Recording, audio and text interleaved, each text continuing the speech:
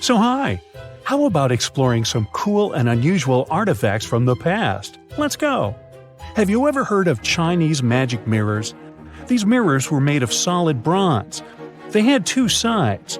The front was a shiny polished surface, similar to our typical mirrors. It was the back that did the magic. When bright light fell on the mirror, it looked as if it was transparent, and the pattern on the back of the mirror got projected onto the wall. The backside could have different designs on it, depending on what its creator wanted to depict. Since the mirror was made out of bronze, no one expected this optical illusion to occur. These ancient artifacts date back to 2900 to 2000 BCE. They became popular in China and were produced in large numbers at the time. Eventually, their fame faded away. For centuries, the magic of these mirrors baffled both people and scientists. In the 11th century, Chinese scientist Shen Ku decided to study the mirrors. He conveniently had 3 of them. He was surprised by the ability of the metal to act as if it were transparent. He believed that some tempering techniques created surface wrinkles on the mirror to make it translucent. Yet these wrinkles were imperceptible to the human eye. It turns out he was right. Many scientists tried to decipher the open mirrors over the centuries, but remained clueless. Finally, in 1932, William Bragg discovered that Shen Ku had been right about imperceptible surface wrinkles all along. Every once in a while, people open multiple tabs in a browser and come to a point where there's no room for a new tab. Apparently, this had also been happening long before computers and the internet were invented.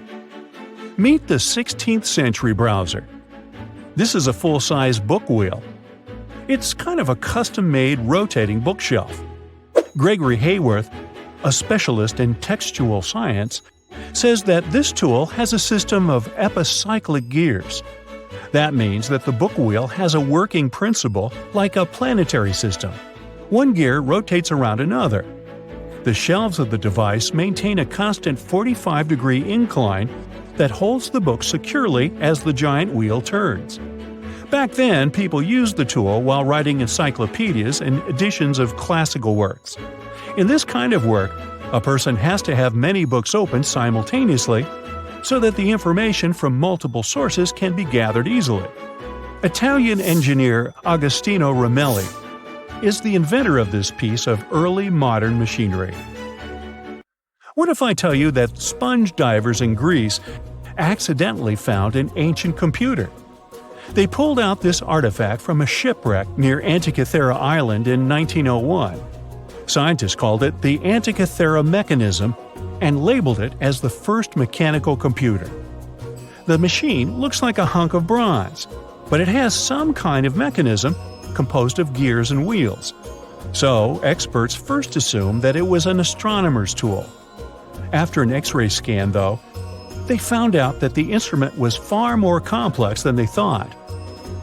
The artifact was meant to calculate astronomical positions, track the 4-year cycle of athletic games, and so on. It contained a box with dials on the outside and had an assembly of gear wheels attached. It's still unknown who built an instrument with this level of artistry 2,000 years ago and why this technology was lost. After seeing how sophisticated the device was, scientists accepted that their perception of ancient Greek engineering wasn't really accurate. Professor Michael Edmonds of Cardiff University admits that based on the knowledge they have, this mechanism shouldn't even exist. Edmonds says the machine is one of a kind and its astronomical calculations are precise.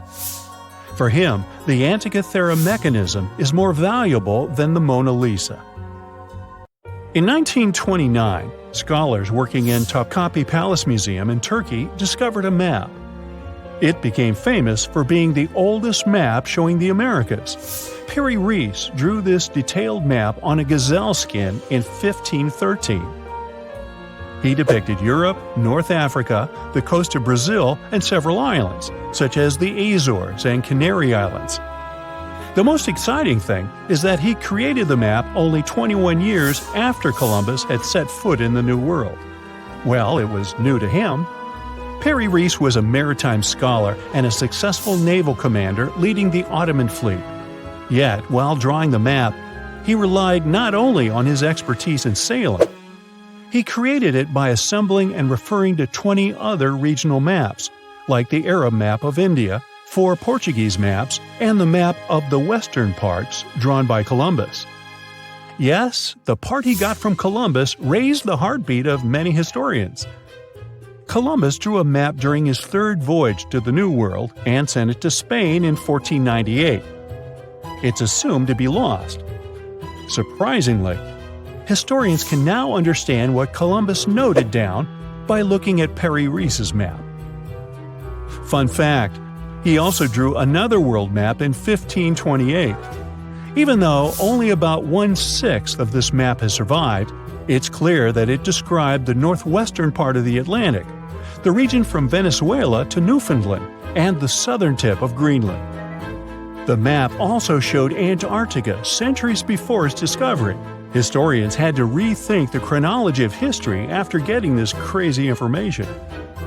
Perry Reese described Antarctica's topography without ice in great detail. In the 1930s, workers found dozens of stone spheres in Costa Rica. Locally, they're known as bolas de piedra, literally stone balls. They were made by a civilization lost in time.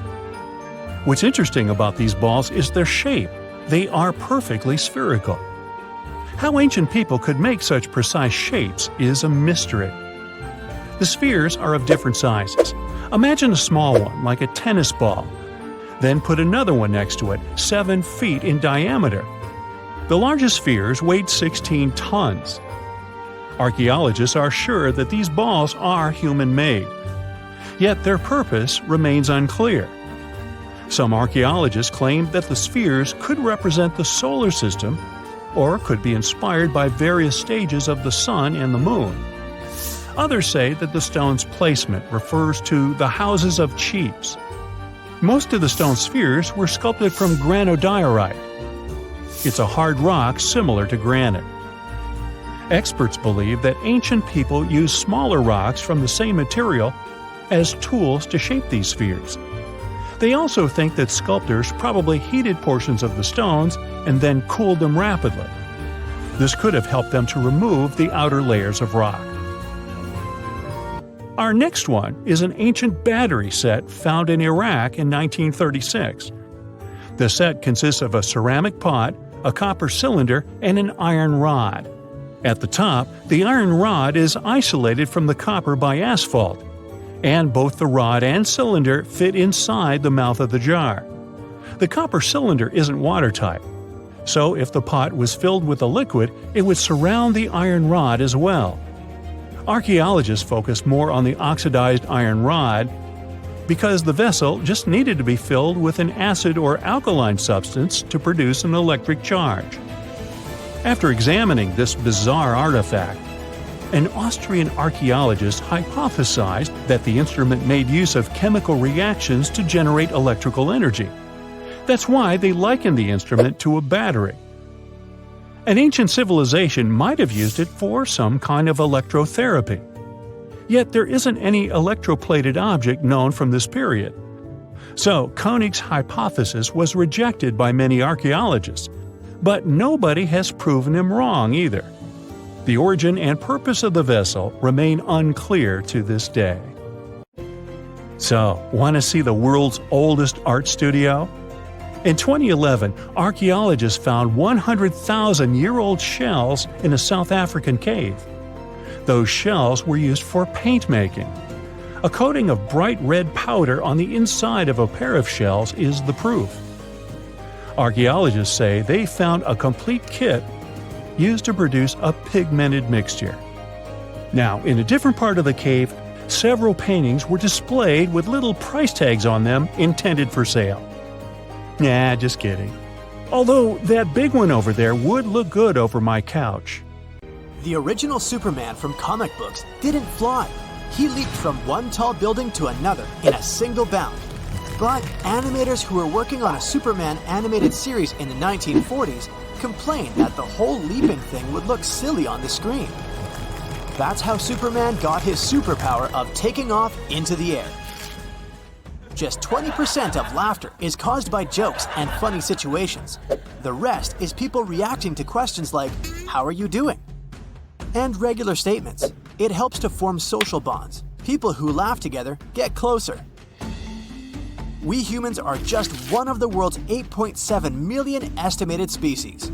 This number includes 611,000 mushroom mold and other fungi species, 298,000 plant species, 7.8 million animal species. You've got the idea. There are 4 main facial expressions: angry, afraid or surprised, happy, and sad. But besides these basic ones, you can create up to 7,000 more. By the way, facial expressions that are genuine are more likely to be symmetrical. The mountains on Venus are covered with a snow-like substance, but the temperatures on the planets are scorching and no snow can exist there. The frost is actually metallic. An apple is almost 20% air. That's why it floats when placed in the water. Mysterious Pacific sleeper sharks live in an underwater volcano in Kavachi. It's not far from the Solomon Islands. Scientists have to send in robots to learn more about these creatures. People can't stand the heat and acidity of that environment. The University of Oxford is older than the Aztec Empire. The educational institution was established in 1096, and the Aztec Empire was founded 332 years later, in 1428. The tardigrade, aka the water bear, is a microscopic creature that's famous for its survival skills. It can live through extreme temperatures from 300 to negative 458 degrees Fahrenheit, and the pressure that's 6 times stronger than the ocean floor. The creature can also survive in a complete vacuum. Tardigrades sometimes spend almost 10 years without food. Pluto was discovered in 1930 and lost its planetary status in 2006. Within this rather long time, it still didn't manage to make a full orbit around the Sun. The former planet needs 248 Earth years to complete its orbit. In 400 BCE, Persian engineers built an ice machine in the desert. They noticed that ice tended to appear in the shadows during the night. They started to dig holes in the clay in the shaded spots. Then they filled these holes with water. In the morning, they dug the ice out of the holes and stored it in special super insulated constructions filled with hay. This helped the ice last even on the hottest days, and Persians always had something to help them stay cool. Those who cheated in the Olympics in ancient Greece were severely punished. They had to pay fines and could even be banned from any kind of competition. Interestingly, the fines were used to build bronze statues of those cheating athletes near the entrance of the Olympic Stadium with a description of how they had cheated. On average, a drop of water spends around 9 days in the atmosphere before it falls back to Earth. And if it ends up in the ocean, it sometimes takes more than 3,000 years before it evaporates again. John Mitchell was the first person to speculate about the existence of black holes.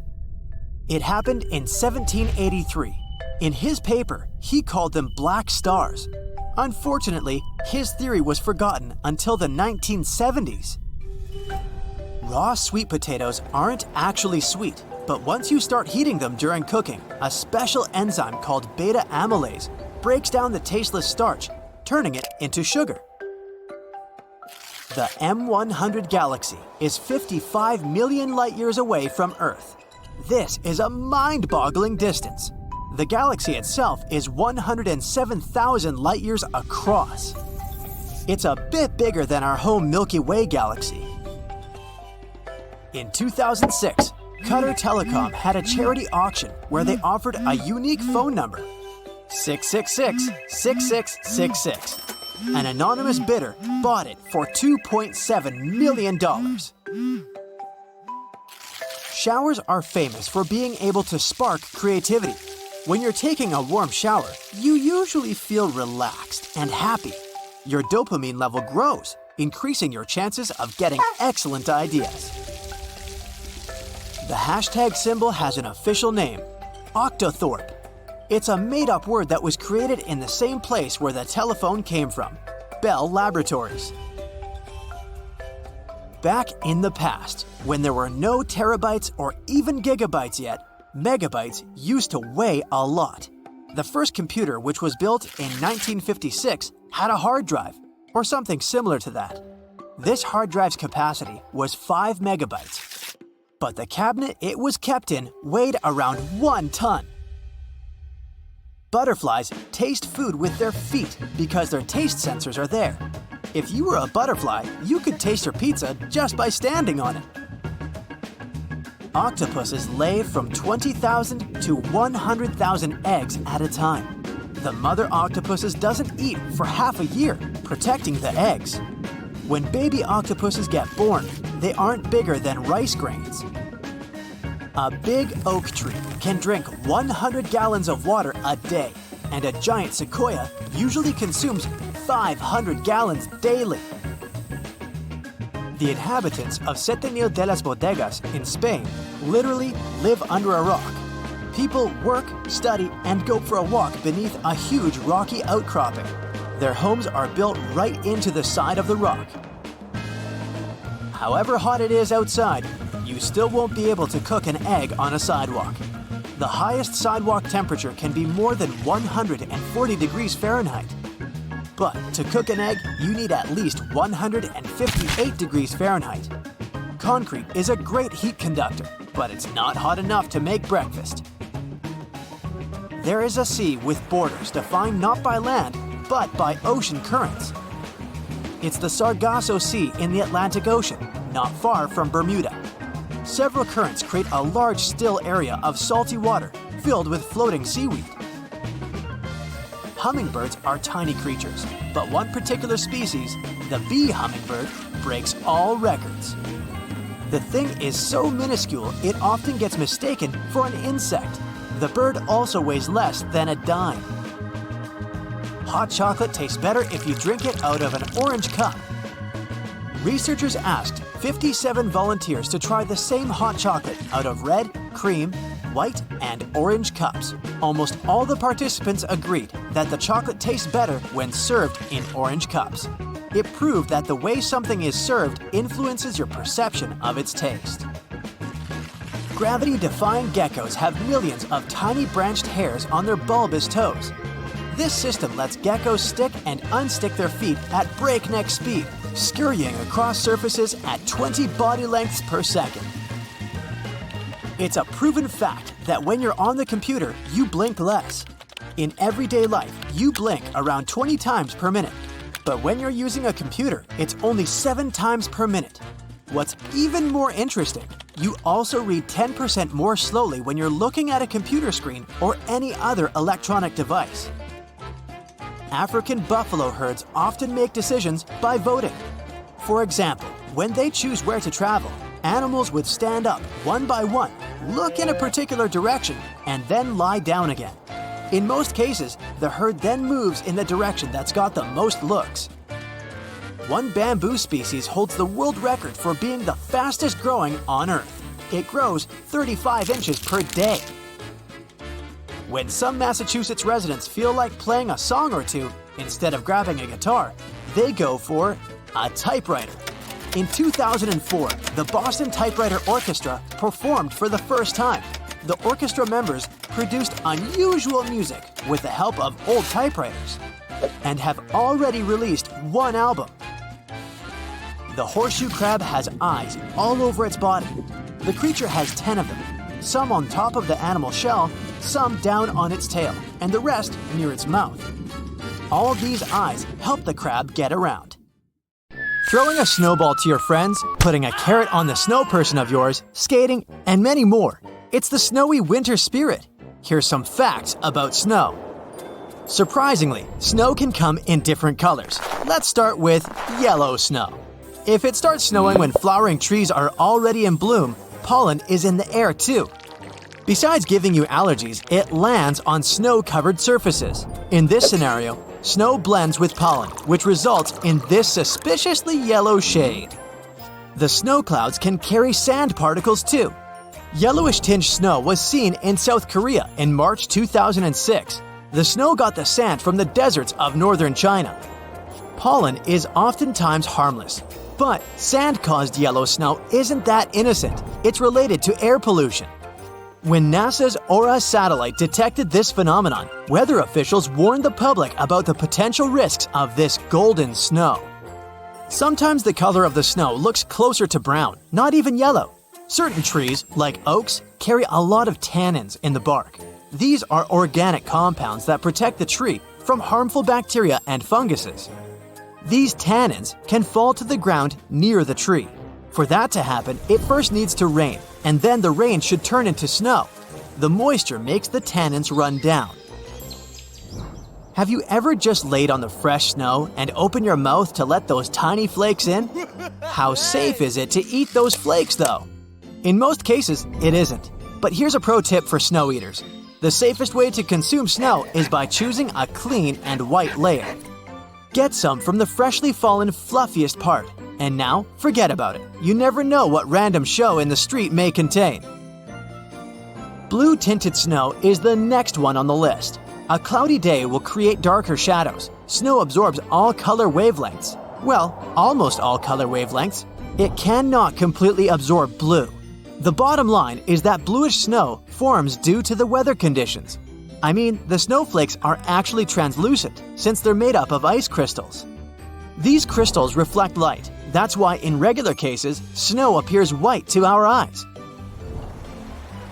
Gray and black snow also exist. Here, I'm not talking about melted snow mixed with dirt near the roads. The one I'm referring to is created with the dust coming from the volcano.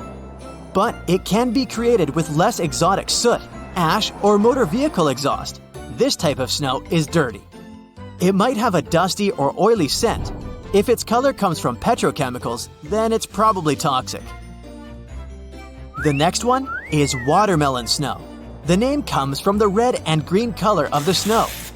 Unlike other color versions, this one has a sweet and fruity scent. Different kinds of algae and bacteria produce watermelon snow. You would be very lucky to see it because it's seen during summer in alpine and coastal polar regions. The greenness comes from chlorophyll, and the redness comes from astaxanthin. This is sort of a pigment. Fun fact, some animals, such as flamingos, crabs, and salmon, also get their color from that pigment. This phenomenon is super important ecologically. When the snow melts, it mixes into the waters and becomes a food source for organisms. Snow can come in different colors, but also different shapes too. An example would be snow rollers. To me, it looks as if someone is dragging an ice cream scoop through the ground. They are rare phenomenon because they need certain conditions to form. There should be wind, but it shouldn't be too strong. Typically, 30 miles per hour should do it. Yet, it depends on the snow too.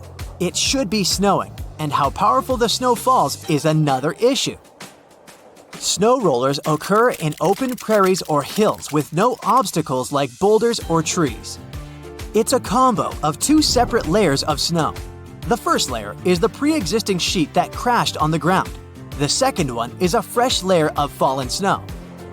Imagine snow running down from the top of an ice rink, which doesn't hold on to what's under. Then, the wind carries some snow that is sticky enough to hold on to the things on its way. As the roller moves, it continues growing. If it's windy and there's an opportunity for rolling down a hill.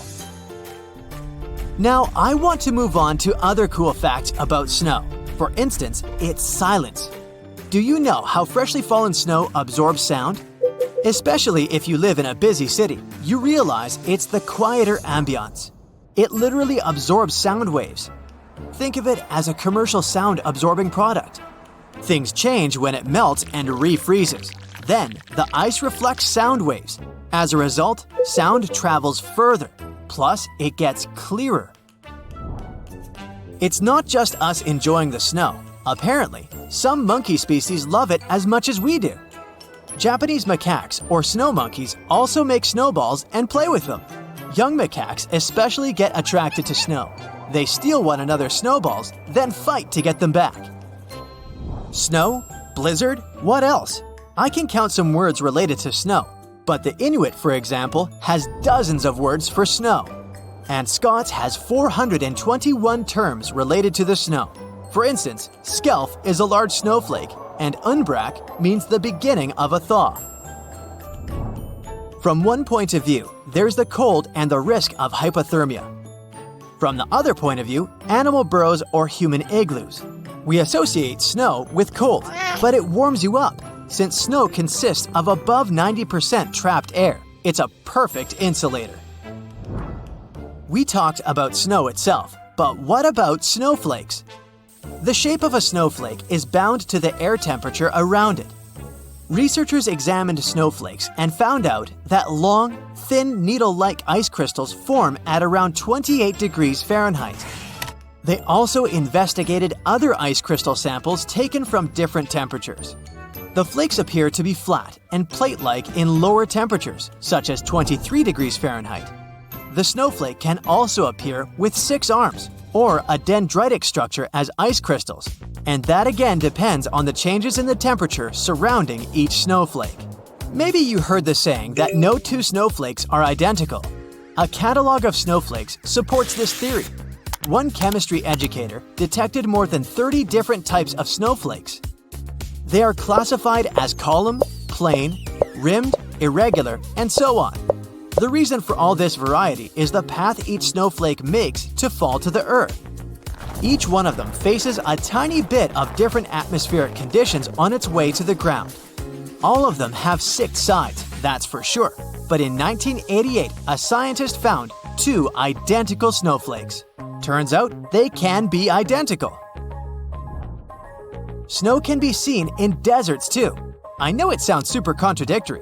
We're accustomed to thinking about smoking hot sand, cactuses, and nothingness from a desert at first glance. In Death Valley or the Sahara Desert, snow is occasionally seen. In fact, in January 2022, some parts of the Sahara Desert got covered with a white blanket. It's not unlikely to happen all the time, but it's not impossible at all. You see, on some nights, the temperatures in the desert get low. Snow needs 2 things to form: cold temperatures and moist air. Sahara put a tick on both of these conditions. Bonus fact, how long is the tallest snow figure?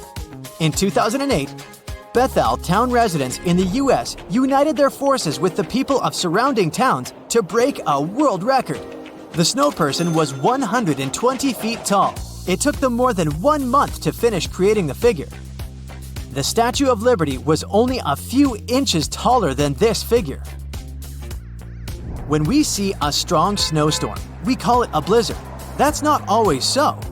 You see, a snowstorm should meet some qualifications to be classified as a blizzard. For instance, the wind should be at least 35 miles per hour. Plus, the snow must decrease the visibility to a certain mile for 3 hours at the least. Otherwise, the snowfall can be named a snow squall or a snow burst.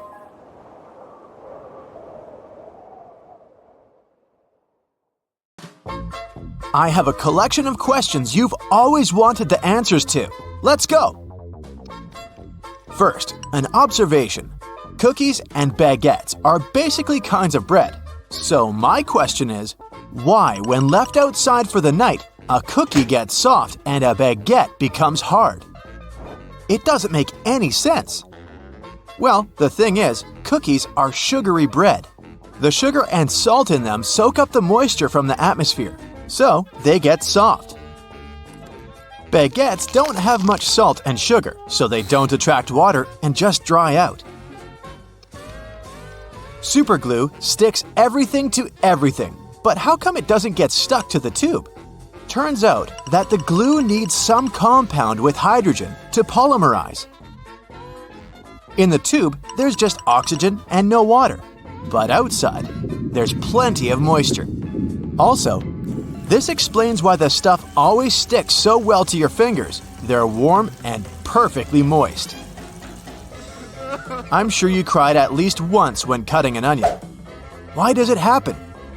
So onions and garlic contain amino acids, and one of the compounds gets decomposed when being sliced. It turns into an irritator when it comes in contact with water, in particular, your eyes. Your eyes release tears to wash the irritant away, so that's why you cry. There are a couple of tricks that can prevent it. When cutting an onion, try keeping a sugar cube between your teeth. It'll absorb the irritant. Another life hack is to hold a small piece of bread between your lips. It can help you too. Why do you see things when rubbing your eyes? These colors and shapes are called phosphenes. The reason why you see them is that when rubbing, you increase the pressure in your eyeballs and activate the neurons of the retina that process visual information. Once they're activated, your brain interprets it as seeing something. When you don't get enough sleep or are just too tired, you get those dark circles around your eyes. Want to know why? The skin under the eyes is very thin, so blood vessels are very close to the surface there, and you can see any difference easily. If you have a lack of sleep, your skin gets paler, and the blood vessels are even more visible.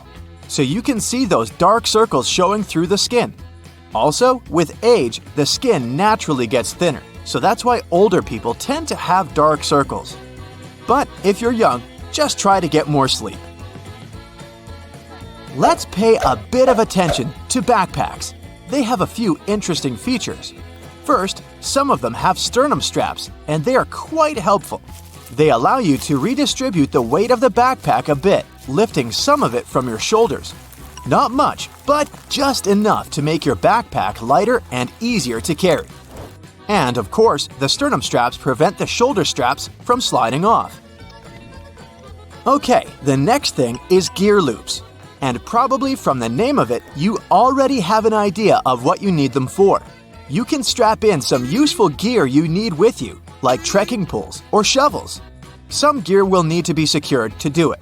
Drop the handle through the loop and rotate it upward. Then, secure it with the elastic hook at the top, and you're golden.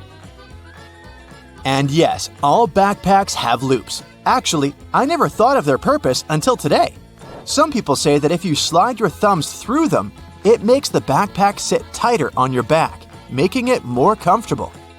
Other people just rest their hands there, but the reason why they're there is probably to prevent the ends from sliding back from the buckles. That would be quite a headache to slide them back all the time, right? Okay, let's look into some other ordinary stuff we've never paid attention to. Let's take, for example, jeans.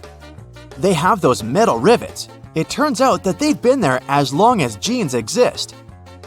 Jacob Davis, the man who made the first pair of jeans, added copper rivets to places where the pants were more likely to rip to make them stronger.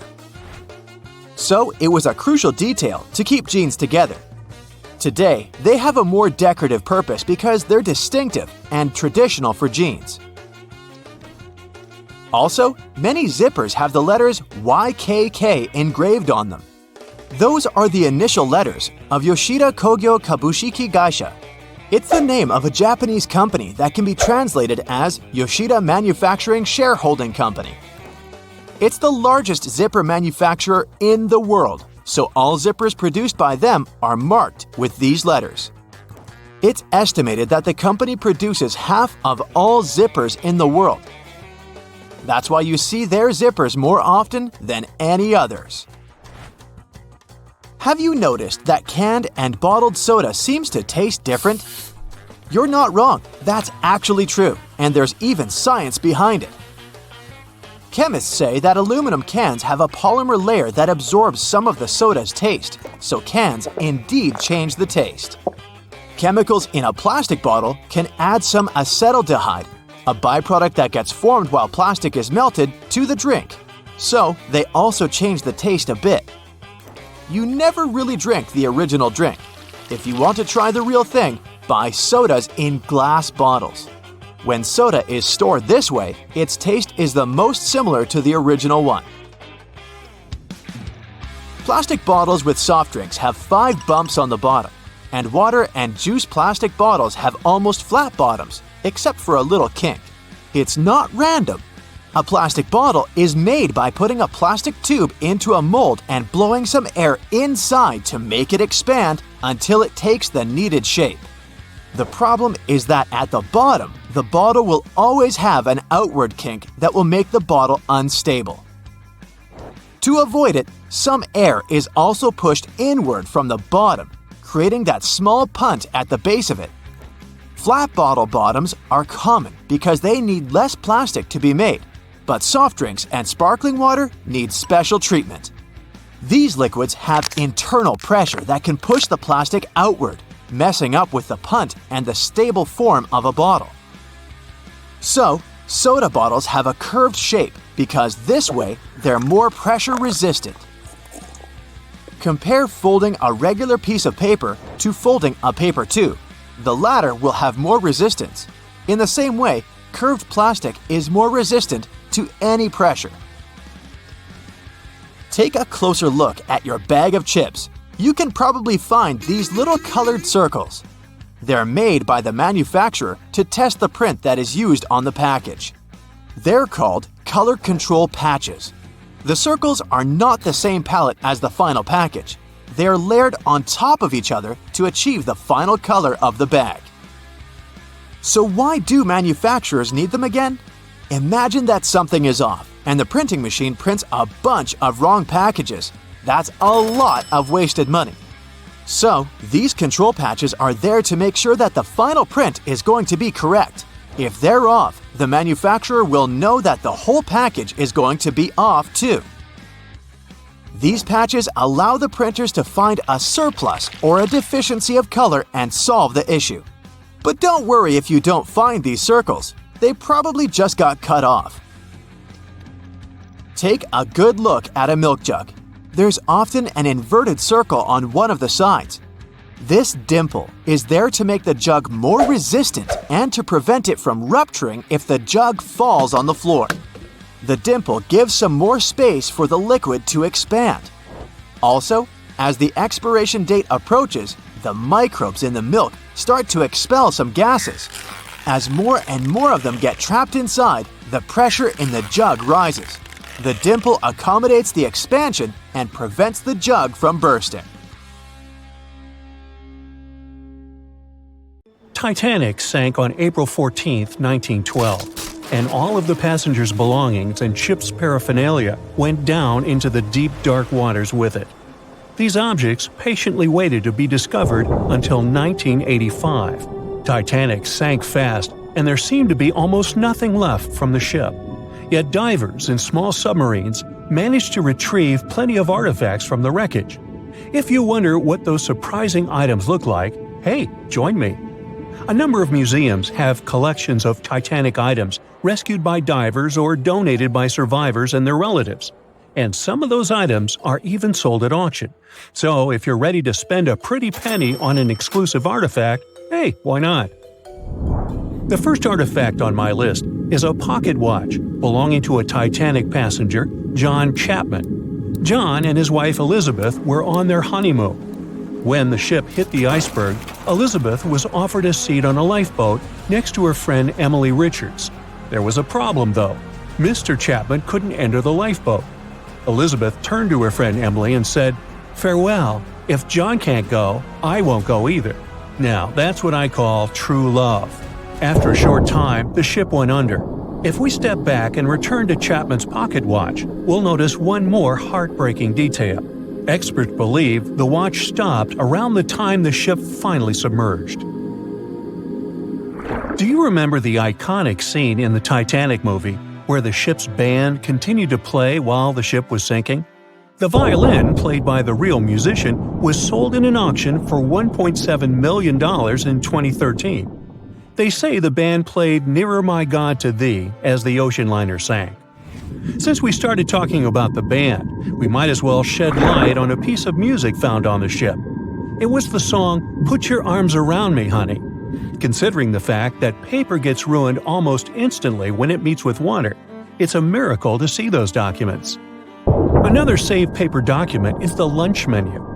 The first-class passengers wore their beautiful dresses and enjoyed their meals without knowing that it was their last lunch. This unique item was auctioned for $122,000. Meals were offered based on class. For instance, a first-class passenger would eat roasted turkey with cranberry sauce, spring lamb, or baked haddock. In comparison, a third-class lunch consists of stuff like rice soup, fresh bread, roast beef, and brown gravy. There were also cabin biscuits, which the passengers would eat to diminish seasickness. It wasn't just the menu. A VIP ticket was also retrieved. The ticket number is still readable, 1342. Number 5 is Edwardian perfume samples. A chemist named Adolf Saalfeld stepped onto the Titanic with various perfume bottle samples. Why did he bring these samples with him? Well, Saalfeld planned to open a fragrance store in America. 61 vials of perfume sank with the ship. Luckily, their owner managed to survive and get there safely, but his samples sank and were only rediscovered some time ago by the divers. When we accidentally drop a plate, it usually shatters into pieces. Now, there's a question. Do you think an unbroken plate can be recovered from Titanic? The answer is yes. Original White Star tableware is proof. Apparently, each class of passengers didn't just get different meals, but was also served with different types of plates. The retrieved plates have a green and brown floral motif. The edges have a gold rim, and there's a logo in the center. By the way, they're sold at auction, and you can find them online. Let's carry on with touching personal stories. The love story of Rose and Jack that we see in the movie is fictional, but the ship surely witnessed many romantic tales. Here's a love letter to prove this. The messages tell us a story about how life was on the ship during the last few days. It was written by Kate Buss on April 10th. She mentioned how seasick she felt and other things, such as she was supposed to go to dinner in a half an hour. This letter wasn't the only letter divers took to the surface. For example, there's the letter Esther Hart wrote to her little daughter Ava. It was sold at auction for £119,000. This letter is probably the last letter written on board, since it was completed only 8 hours before the tragedy. The letter is not that damaged because it was in the pocket of Esther's husband's coat. Another letter we can mention is Dr. John Simpson's letter. Those words were the last words that he wrote to his mother. Let me introduce you to Edith Rosenbaum. She was on the ship with her lucky toy pig. Edith had been severely injured in an accident before she sailed on the big ship. The toy was a present from her mother as moral support for her recuperation process. It was actually a music box in the shape of a pig. Edith used it to calm frightened young people in the same lifeboat. The next item on the list is the scout whistle of Lillian Winifred Bentham. She was a second-class passenger. On that terrible night, Lillian was in her stateroom. She didn't believe that the Titanic could sink. After all, it was the unsinkable ship. Her friend came to her and convinced her to hop into a lifeboat. Only then did she realize how serious the situation was. Moments later, she saw the ship break into two parts. As the lifeboat floated into the night, Lillian saw a crewman who was also rescued. Without a second thought, she wrapped the man with her fur coat. It was freezing, so she probably saved the man's life by doing that.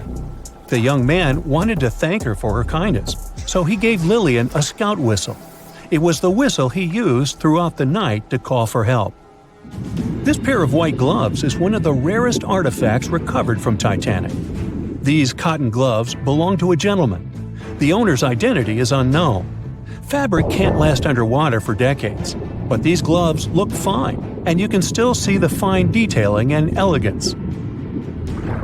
An alarm bell has also been found. Yes, that's the famous bell, the one that rang to warn people about the iceberg.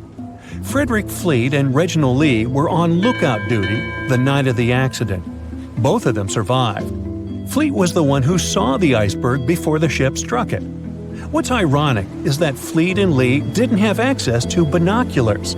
They were stored in a locker in the crow's nest, but the key to the locker was in the pocket of a crew member who was reassigned to another ship at the last minute and didn't leave the key.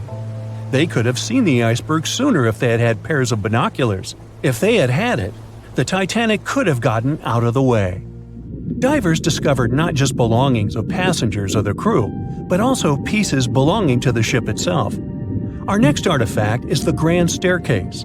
Some parts of this iconic structure are recovered from the wreck. Turns out that this staircase became a meeting spot among first-class passengers. If they wanted to visit the Turkish baths for a spa day or eat dinner, they met at the staircase and went together. This staircase was a sign of how luxurious some parts of Titanic were. Another miraculously saved object that belongs to the ship is its plan.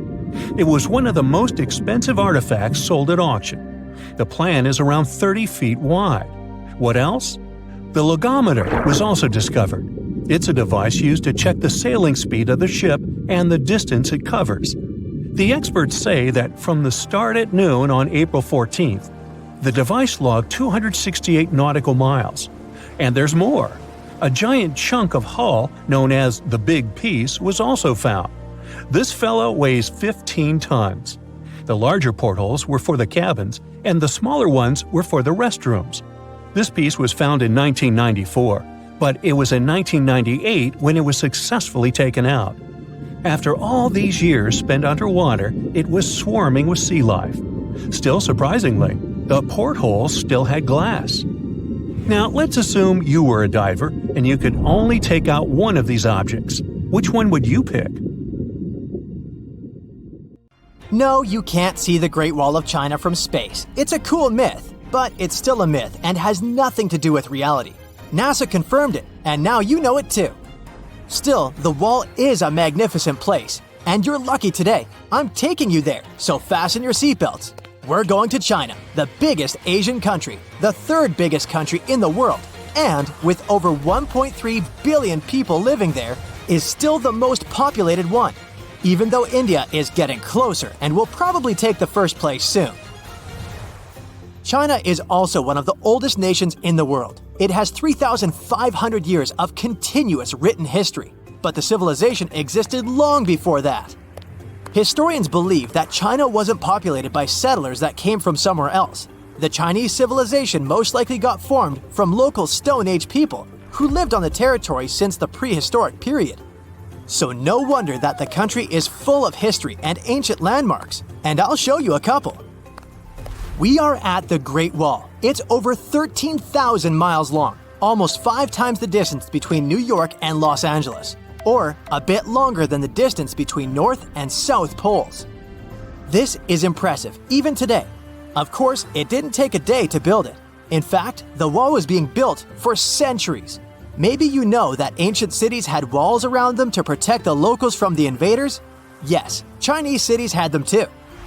The first Chinese emperor united the country in 220 BC and got a brilliant but very ambitious idea to turn all city walls into one big wall that would defend the country's borders. So the process started. In the beginning, the wall was made of rammed earth and wood. Every next emperor would pick up the big wall project, strengthening and extending it, repairing, but also modernizing construction techniques. Some used brick to build the wall, some moved on to granite and marble blocks. Watchtowers and platforms weren't there from the beginning as well. They were added 19 centuries after the construction started. So the wall is quite inconsistent in terms of material, but it only adds more charm to the construction and shows how much effort and time it took. You can notice that some bricks have writing carved on them. They were left by the workers who were building the wall. The purpose of those writings is quality assurance. They contain such information as location, quantity, and responsible officials. So in case of problems with the quality of materials or constructions, it would be known who was responsible for that. Also, mind that the wall is poisonous. To prevent erosion of the wall by insects, arsenic, a poisonous chemical element, was used in construction. So better not lick it in case you had this weird urge. The construction stopped at the end of the 19th century because the wall lost its strategic and military importance in the world due to technological advances. Walls are way less efficient than they used to be, coming close to zero efficiency. So the construction lasted over 2,000 years, still making it the longest construction project in the world. Unfortunately, today the Great Wall isn't in the best shape. It's estimated that only 8% of the wall is in good condition, and the rest is considerably damaged. Also, around 1/3 of the wall has disappeared without a trace due to both natural erosion and human damage. Also, many bricks were taken away from it in the last century to use in building farms and homes. The wall is being deconstructed stone by stone even today, but this time by tourists. Quite a few of them take a stone as a souvenir. That's a total of a lot of stones, considering that over 50 million tourists visit the Great Wall every year. So we're not taking a souvenir from our today's trip, just preserving the memories. Let's now pay a visit to the Forbidden City. It's an imperial palace that took 16 years to build and was completed 600 years ago. To this day, it's the largest palace in the world. It has 980 buildings and over 8,000 rooms. Why forbidden? Well, centuries ago, ordinary people like you and me couldn't just walk the streets of that town, since it was considered a divine place and was home to the emperor. No one could enter or leave the city without the emperor's permission. Today, the Chinese more often refer to it as former palace, but of course in Chinese. I just can't pronounce that. The designs there aren't random at all. The details reflect the traditional Chinese architecture, and even the colors are chosen with the help of feng shui. The roofs of the city are yellow, which represents the supreme power of the emperor. Most walls and pillars of the city are red, representing fire, earth, and strong support. The floors there are made of so-called gold brick. These are not actual gold, but surprisingly, they are just as valuable. It's very hard to make them, and especially to copy the ancient technique. 2 original tiles from the Forbidden City were sold for 800,000 yuan. It's 115,000 US dollars. You can also see animal statues on roofs. Just like colors, animals have meaning in Chinese culture. Dragons, phoenixes, and lions are the most powerful ones. Dragons symbolize strength and good luck and are crucial for the culture. They appear everywhere, in idioms, legends, astrology, art, and so on. In ancient China, emperors were considered sons of dragons. So it seems like the Targaryens aren't the only ones after all. And ordinary people weren't even allowed to have items with dragons. As for a phoenix, in Chinese mythology, their rare appearance during the ascent to the throne of a new emperor is a good sign of harmony. In feng shui, it's also a symbol of luck, and when used correctly, it's believed to bring positive energy to the house. Lions signify strength and power. They always come in pairs, a male and a female, and they're the guards. The number of animal statues on the roof signifies the importance of the building. The city is made of wood, and without any nails used, they are considered violent, so they aren't welcome. You can imagine that a wooden city is a serious fire hazard. A little fire and the city with a 6th century history will quickly turn to ashes. So, fire prevention is taken very seriously there. The city has a whole bunch of firefighting equipment, and there's even a special fire brigade that knows the whole layout of the city better than their own apartment and watches the city every day. Walking around the city, you can notice something very unusual. No birds are sitting on the roofs here, ever. When it was built, the birds were taken into account, and the engineers constructed the roofs in a particular way to ensure that no bird can land and sit on them. The roof spines are wider than the width of birds' claws, and the slope of each roof is higher. Also, the roofs are made of slippery tiles, so the birds can't land there. What do they have against the birds? Well, this way the city stays cleaner and looks more magnificent. So, there are no birds, but there are over 100 cats in the city. They actually are an important part of this story. Some of these kitties are royal descendants. You see, 2 royal dynasties that lived in the city kept cats. The dynasties later collapsed, but the cats stayed in the city and have lived there ever since. Of course, some stray cats have joined the royalty over the years. But hey, no one minds it, and no DNA test has been made to see who's royal and who's not.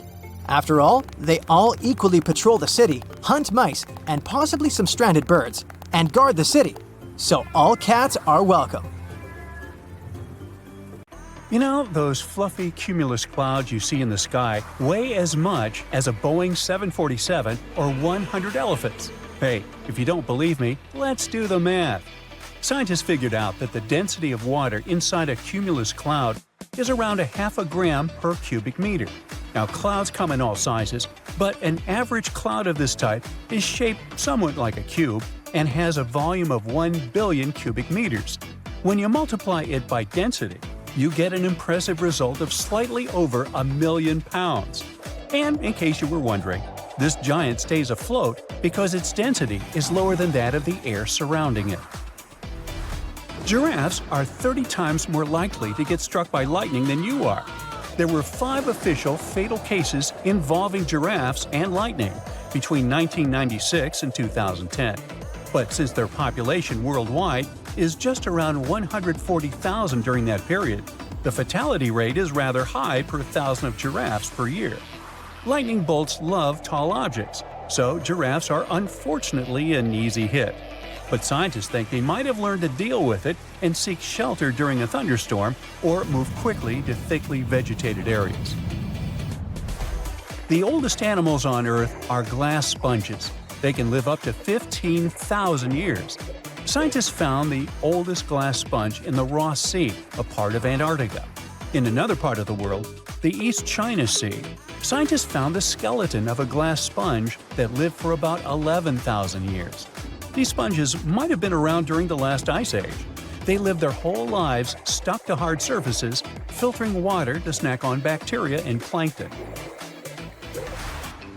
So, our Earth is spinning more slowly now, which means our days are getting a bit longer over time. Long ago, I wasn't around then, a day on Earth was only about 19 hours, but then it grew to 24, mostly because the moon's gravity pulls on Earth and slows it down. Different extreme things go on in nature that can change the speed of Earth's spin in the short term. An earthquake in Chile in 2010 may have made our day a little bit shorter, according to scientists. But since 2020, the days have been getting longer again. Now, scientists still can't decide if water is actually wet or not.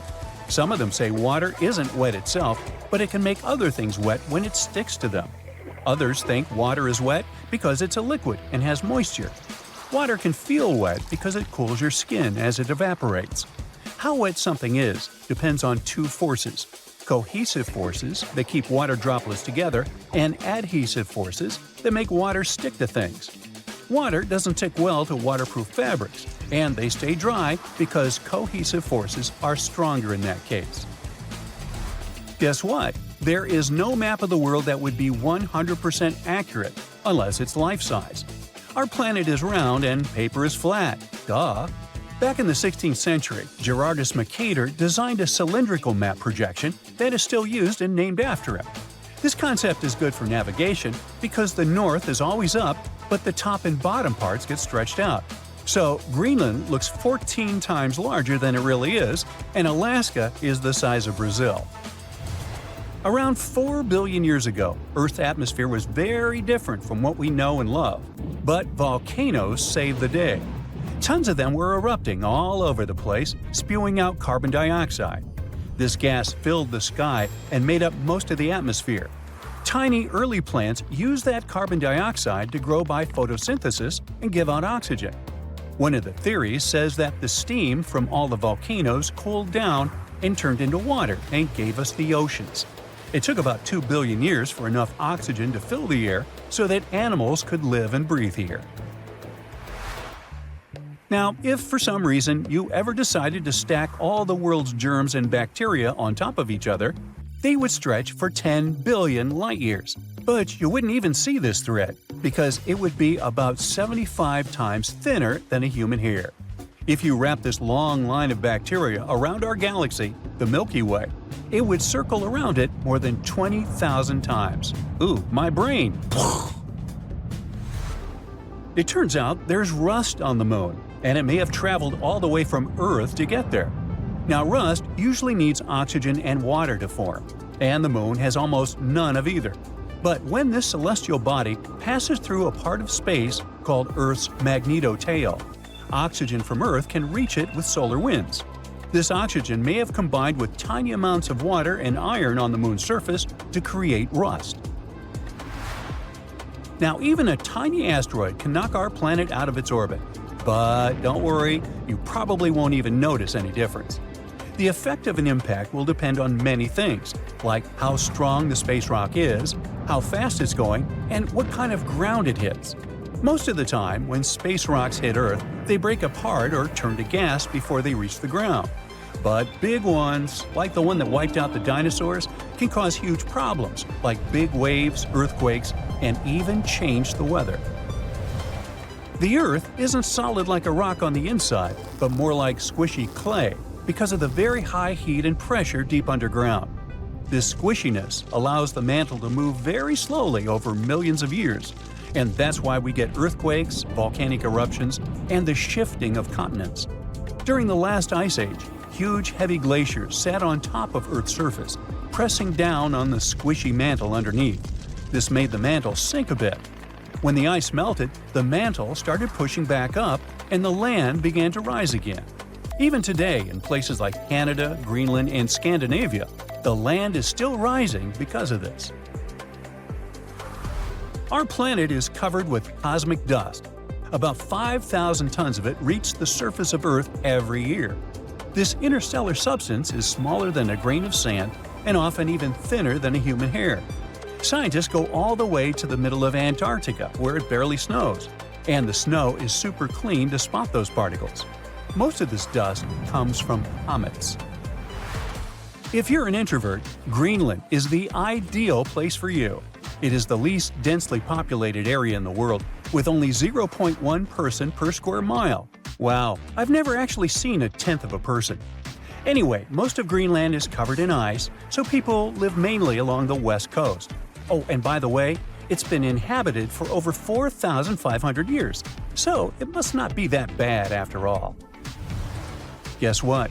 The ground you walk on is actually recycled. First, hot melted rock from magma comes to the surface and cools down to become solid rock. Then, thanks to tectonic forces, the rock gets pushed up to the surface. Over time, wind, rain, and other forces break pieces of the rock off. They get carried away and eventually settle down in layers. These layers get squished together, forming sedimentary rocks, like sandstone.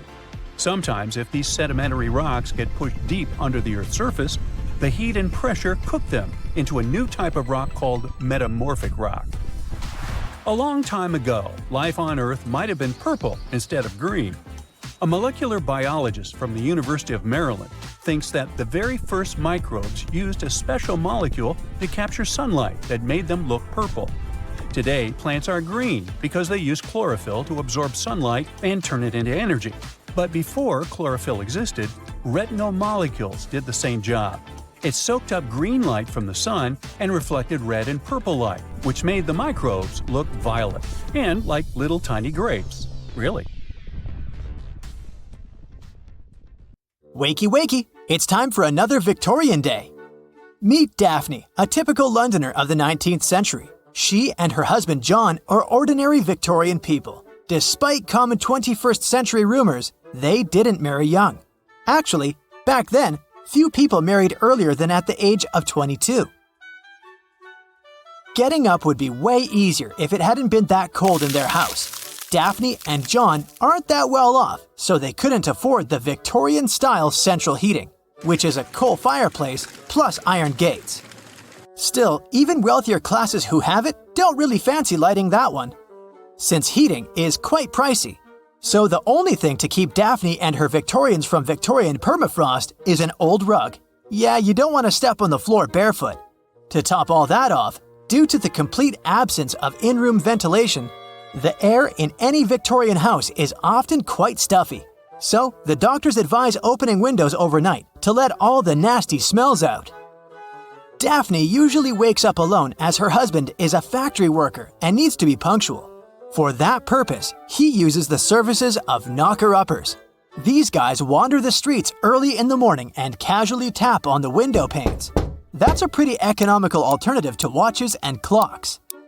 For a fresh start in a stand-up makeshift shower each morning, all Daphne needs is a bowl, a slop pail, and a piece of cloth and some soap.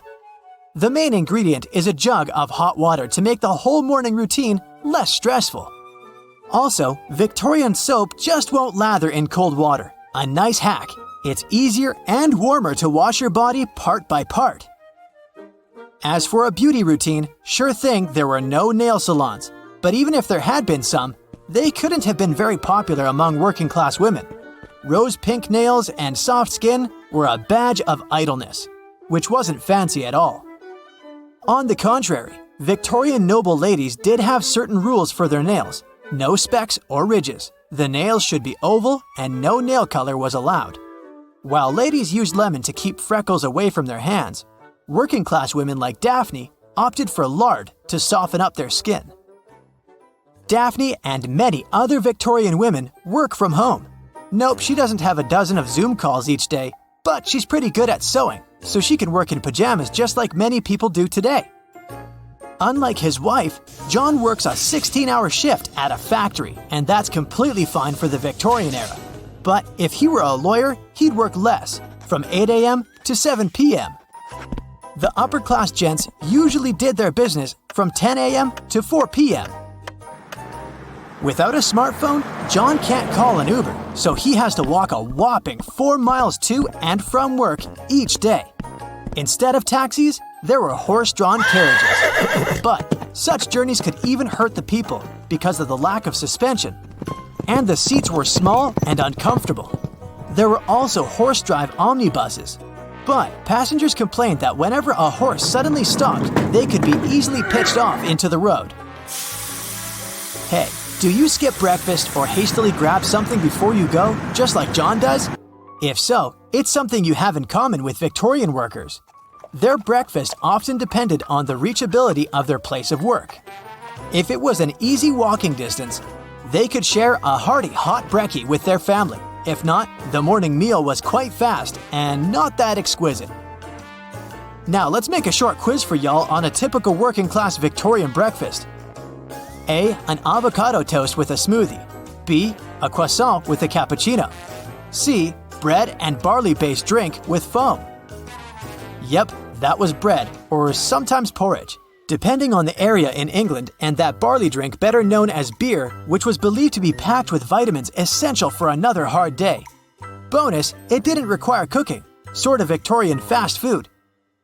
However, many people did prefer tea, plus coffee and cocoa started to gain popularity too. On the way to work, John got splashed by a carriage. I'll just go and change then. There's nothing better than to wear a fresh shirt with a hint of that flower-scented softener, he thought. Just kidding. There was no flower-scented softener. His wife Daphne never heard about a washing machine or softener either, and no one loved doing laundry back then. The main reason why people disliked it so much was because this basic procedure could take up to 3 days.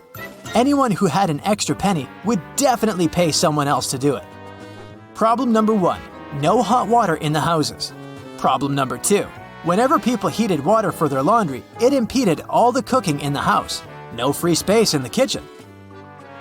The laundry always started with checking the clothes for holes to mend them before the vigorous process of washing. Then the clothes required some soaking. Saturday was typically a soaking day. This process could take ages, since some substances like mud could easily be dissolved in water, lucky John, and others needed more time. The only stain remover available was washing soda. By Monday morning, the clothes were well soaked and ready for washing. Some people used soap on spots where the grease concentrated, like collars, but soap was quite pricey. Next came dollying, wringing, and hanging the whole batch to dry. At the very least, the clothes would be used again by Tuesday. This procedure applies to cotton. Things were somewhat harder with wool. And imagine having delicate clothes back then. Let's say corsets. Tight corsets, by the way, weren't that popular in the Victorian era.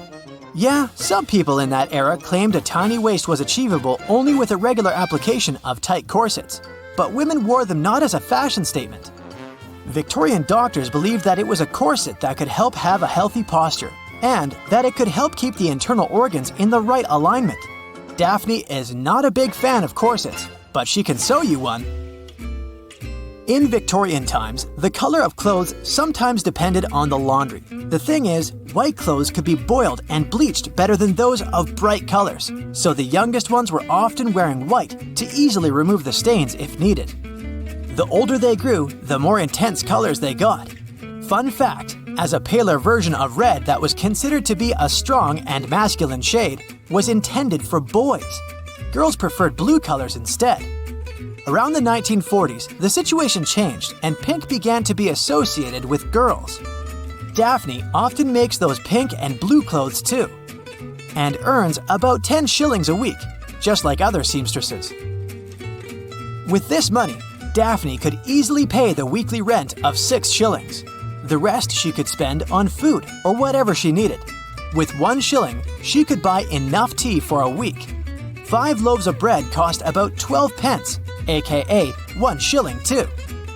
Good news for vegetarians, 12 pence could get you about 18 pounds of veggies. A sack of coal cost about a shilling too.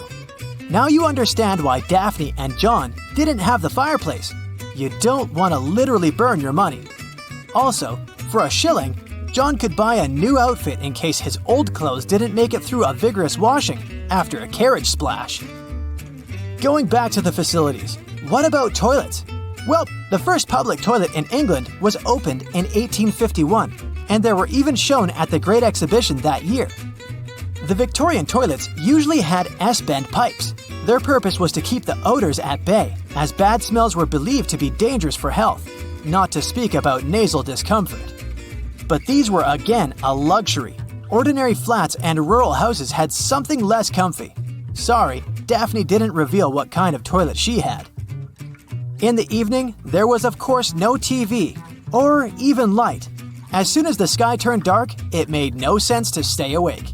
It actually cost a pretty penny. Candles and oil for lamps weren't cheap.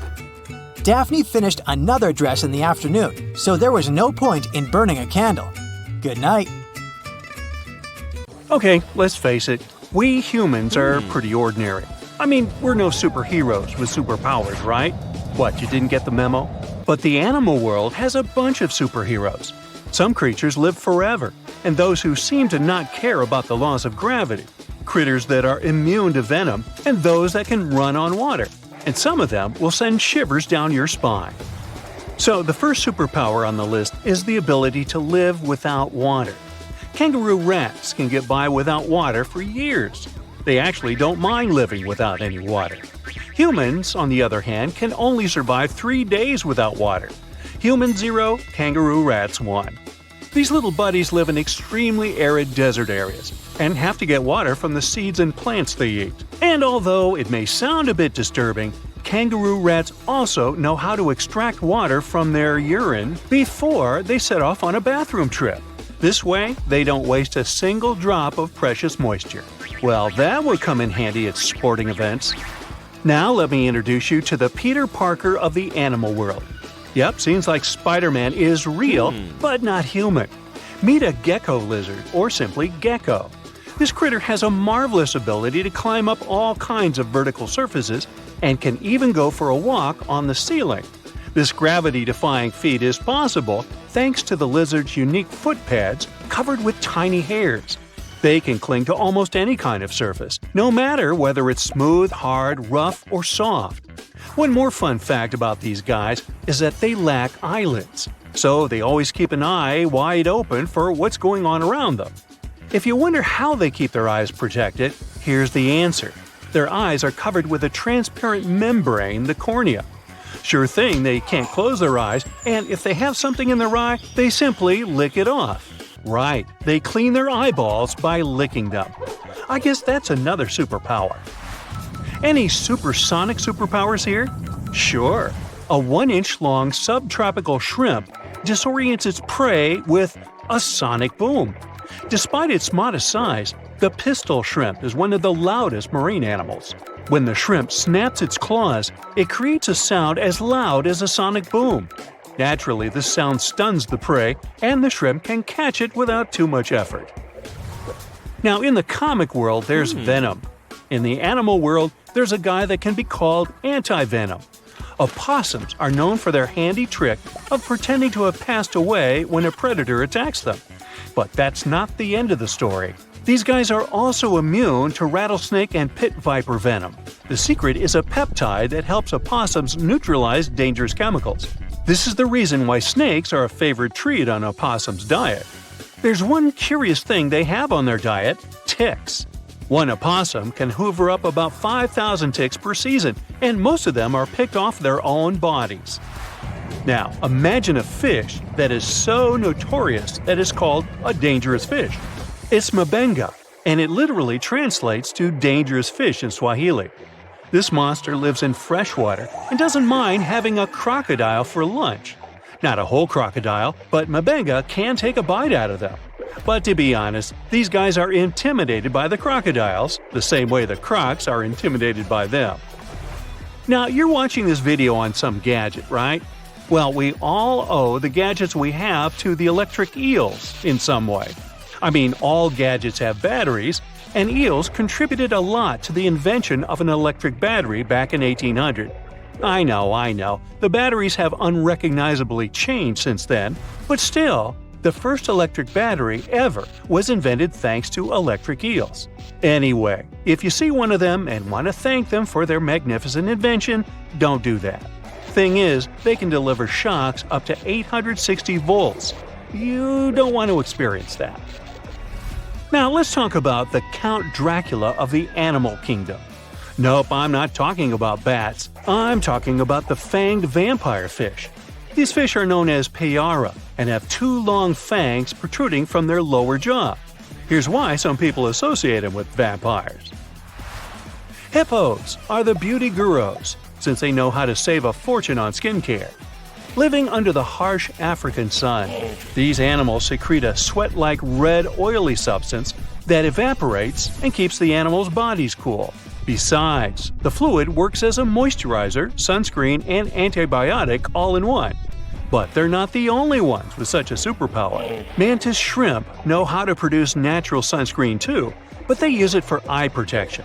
It's all about amino acid pigments, and these pigments act as special filters that contribute to their sharp vision too. That's what I call multitasking. Meerkats have dark patches around their eyes which makes them look even cuter. But these black circles aren't there just to make these buddies more adorable. They also function as built-in sunglasses. The dark fur on the patches blocks the blazing sun, and as a result, meerkats can gaze directly at the sky.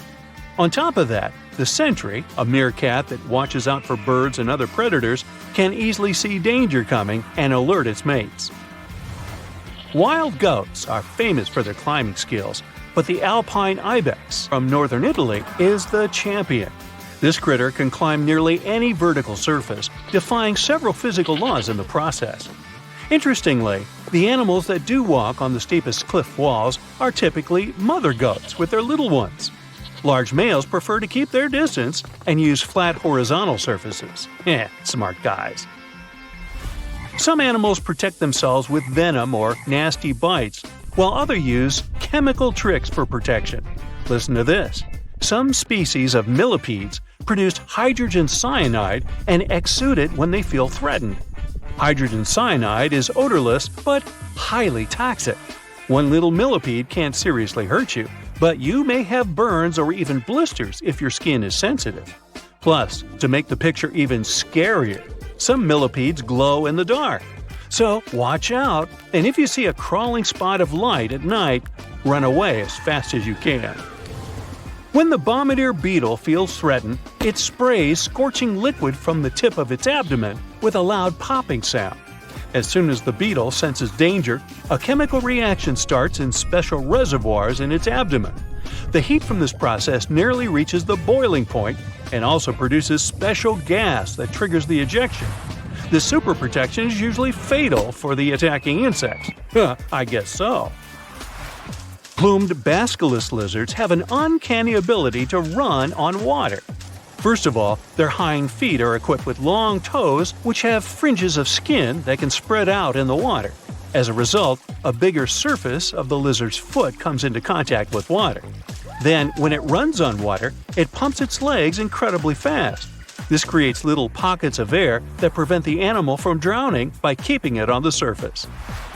Now, fleas can be annoying, but it doesn't make them any less amazing. These tiny critters can leap about 50 times their body length. If people could do the same, we would be jumping about a quarter of a mile into the air. Well, let's try it.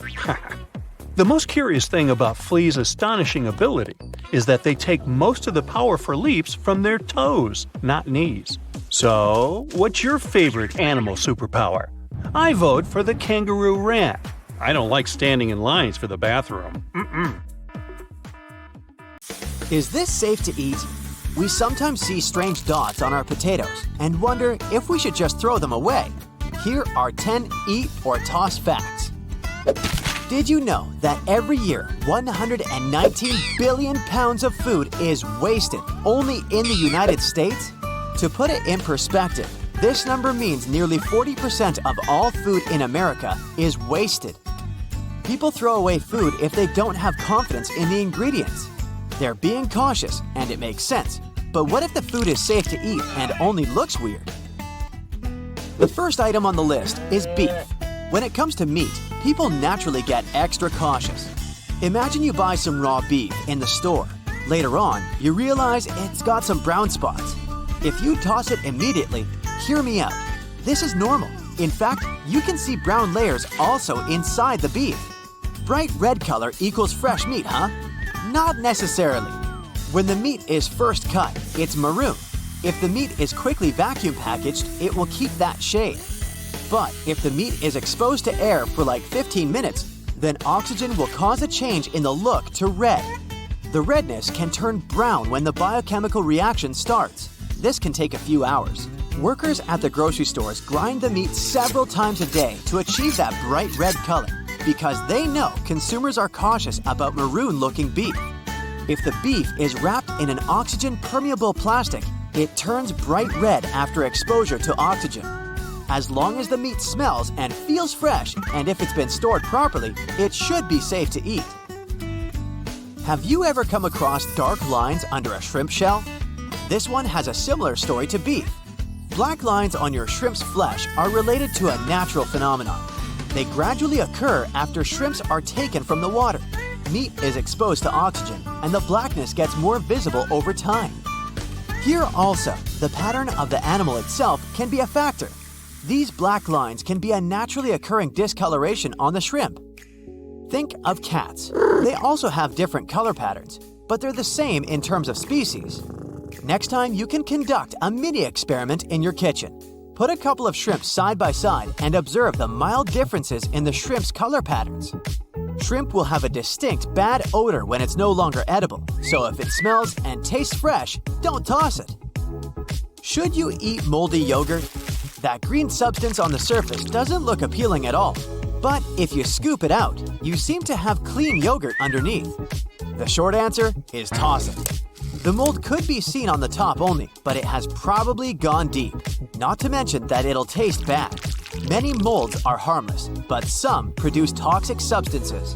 Green mold is a type of penicillium. Does this word sound familiar?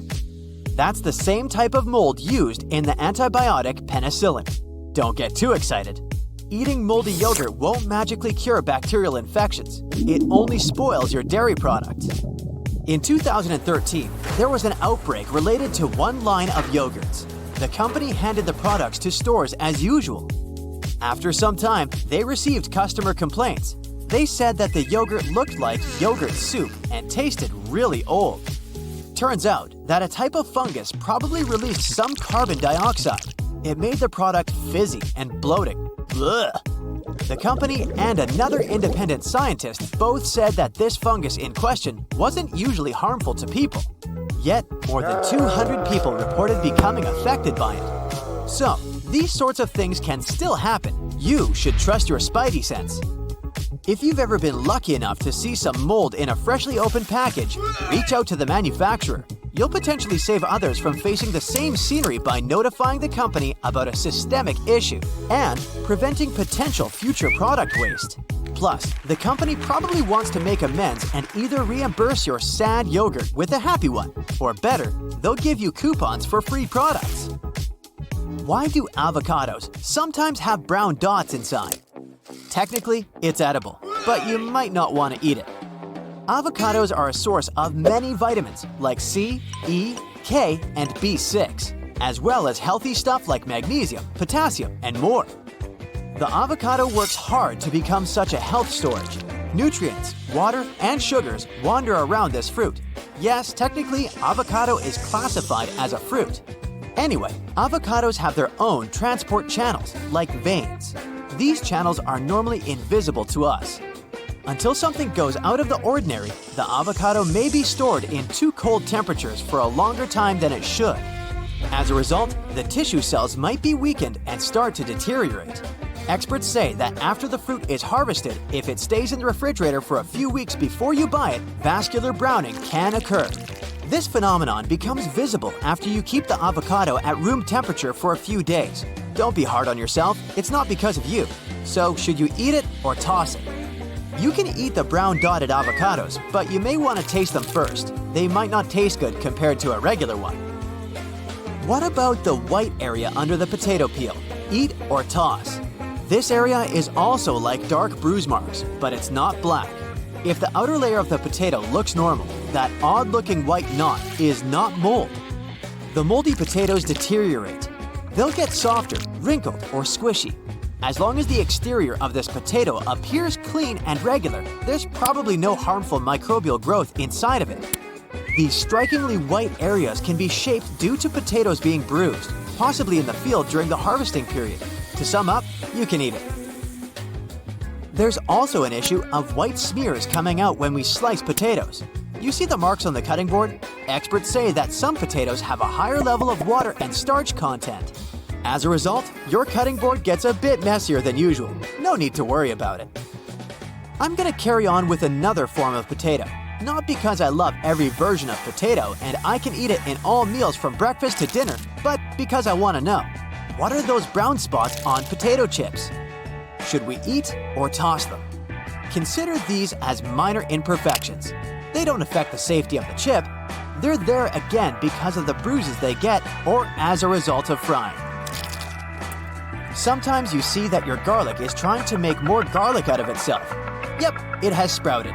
The question is it okay to eat sprouted cloves, or should you toss them? If the green sprout is in the center of the garlic clove, that's fine.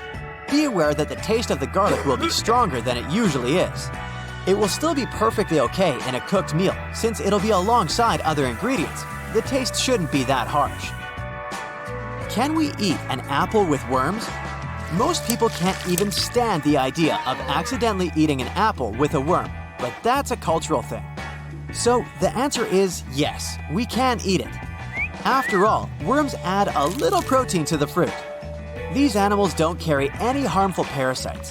They make their way into the apple. The entrance point of the fruit might have an off flavor since it got sort of rotten in time. Besides the taste, the rotten part is all safe to bite. What might not be so safe is eating the fallen apples though. Those have probably been hanging out on the ground for quite some time. This period might be enough for the harmful bacteria from the soil to sneak into the apple. There were some cases where people experienced health issues by drinking unpasteurized apple juice made from dropped apples. Yeah, the ones that interact with unhealthy bacteria.